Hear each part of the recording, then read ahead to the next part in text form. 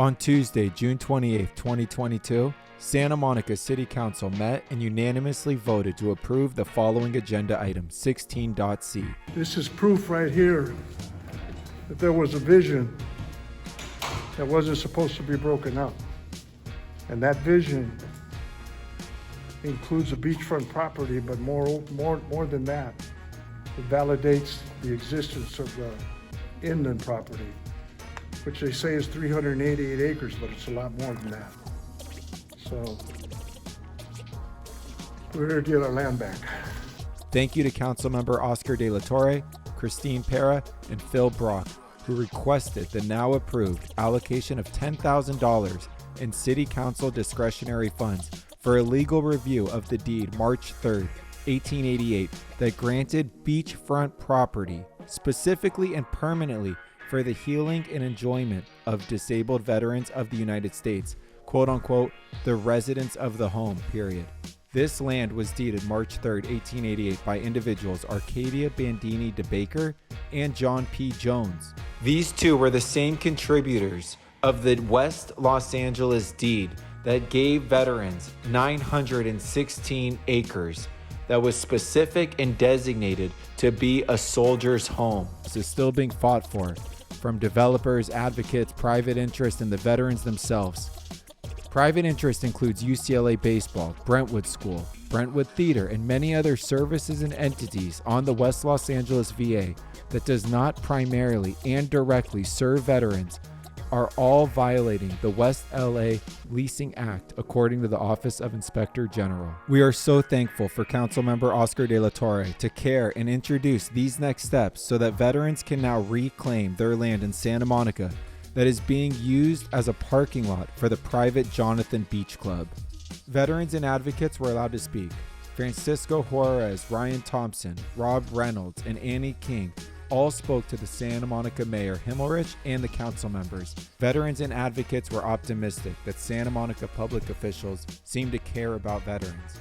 They seem to recognize the battles veterans are experiencing with the land at the West Los Angeles VA, and they want to do the right thing for the veterans' home here in Santa Monica. I want to see a day when every veteran in our country is taken care of because they went to fight for our freedom.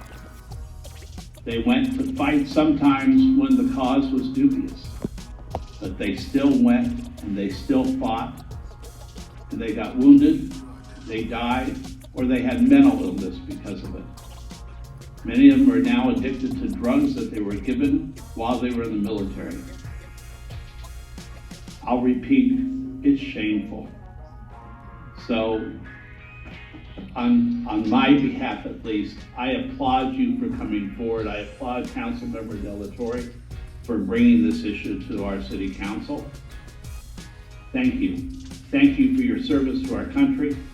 Thank you for being here tonight.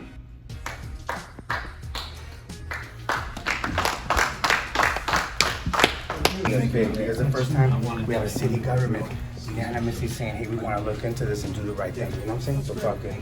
So thanks for Phil backing me up on this. You know, so we're making some good. Absolutely, and thank all of you for coming tonight. Thank you for reaching out to us. I appreciate it. No, it's absolutely true. Thank you. Thank you. Thank you, young man. God bless. Thank you. I'm a veteran. I'm sure all you are aware of what happened in West LA with the veterans being out on the sidewalk.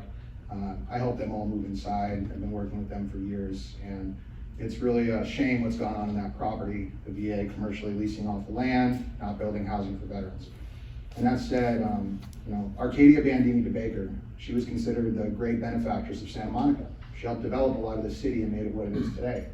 And she had a vision. She donated land in West LA, and she donated land in Santa Monica to be a home for veterans and to be a place to help them to heal when they come back from combat. And it's really sad that that's gone away over the years. And I see the monument you have out front of the City Council, and it's the Gold Star Families Monument. That's the fountain that's out there. And that's to honor the parents who've lost daughters and sons in combat. And I think it's time that we start doing something to fix this problem with homeless veterans in Los Angeles. It's the nation's capital. And it's just absolutely disgusting this has gone on, to think that people who served our country and are afflicted from it or have issues are sleeping and dying all over the streets. We have to take care of our own. And I thank all of you for giving us the opportunity to come in here and speak. I really do appreciate it. And thank you. Thank you all for your service. Hello, hi, I'm Ann King, I'm a veteran of the Marine Corps. I have my son, Matthias, is here as well. Back in 2016, we were homeless, and we went to West LA and we returned away. We remained homeless for a year and a half, before I was able to, with the help of, not the VA, but another charity, I was able to get back on my feet. I am a social worker actually by profession. I do have my degree in social work and nonprofit management, and so I wanted to continue to give back and do what to my family. I mean, I was born into the military. I'm also an Army grad, born at Fort Riley, Kansas, and it's just my family, and to see what has been done to my family, it just hurts. So I'm here, I'm asking, just, as an actual person that's gone through it, with my child here that's gone through it, to really know that how it does affect us a lot. I've lost friends, family members, brothers and sisters, out of sidewalks. So I'm here asking, just to please have that compassion, know that we would love to have a home that is ours, that we're welcome at, or we can heal together. Because if we do need that, that's what family does, and nobody else can actually do that. And so please just take that into consideration. Thank you. For indulging us. Our system of social justice recently dismantled the conspired moral turpitude that has robbed the African-American family of their legally deeded beachfront property in Manhattan Beach, ruling that family's unfettered right to return and live on that land. Based upon that precedent, our active coast-to-coast community of NHDVS veteran advocates does hereby declare that the beachfront property under discussion, deeded in March of 1888, exists specifically, permanently, and exclusively for the enjoyment of disabled veterans. Therefore, in light of the pending 4th of July celebrations, the City of Santa Monica is tonight called upon to exercise its ethical integrity to officially acknowledge the deeds, terms, conditions, spirit, and intent of this veteran beachfront property. Further, the neighbors of the land, the City of Santa Monica, and all interested non-veteran entities are invited to future veteran-sponsored symposiums and planning sessions. Thank you. I wanted to get that much on. I really appreciate the opportunity. I want to thank the council members that allowed this to come forward, and we hope that once you see that the deed is legal, is legally binding, that we can move forward and take care of this the way it's supposed to be. Thank you all very, very much.